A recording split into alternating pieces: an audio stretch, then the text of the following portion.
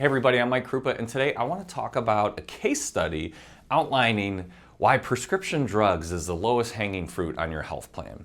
A few years ago, we went out to bid for a client that has 1,100 employees looking for a potential different pharmacy benefit manager.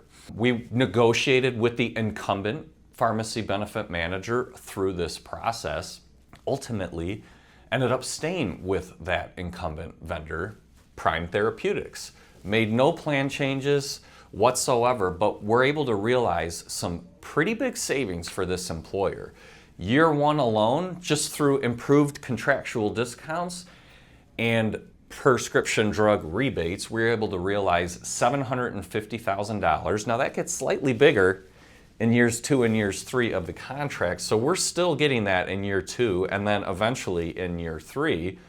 But the other thing we did from a contractual standpoint was really tighten the language around prescription drug rebates, allowing this employer to really maximize the rebates that were actually out there. And because of that, in the first 2 years of the contract, after 2024 ended and 2025 ended, we had additional rebate payments that were paid back to the employer as part of this true-up process.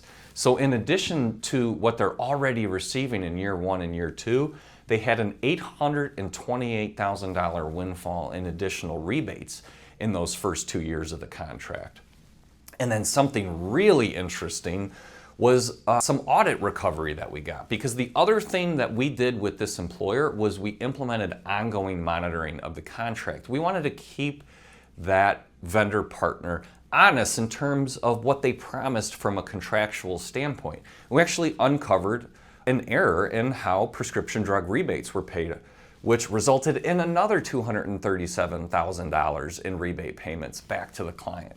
So in 2 years, this employer has already realized $2.6 million in savings. Over 3 years will be more like 3.3 in projected, and it's all without changing the plan or the carrier.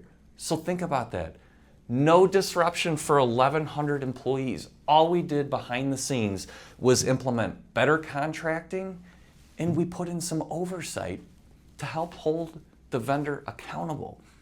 This is what is possible for employers out there, and this can happen for an 1,100 life employer, a 200 life employer, a 20,000 life employer.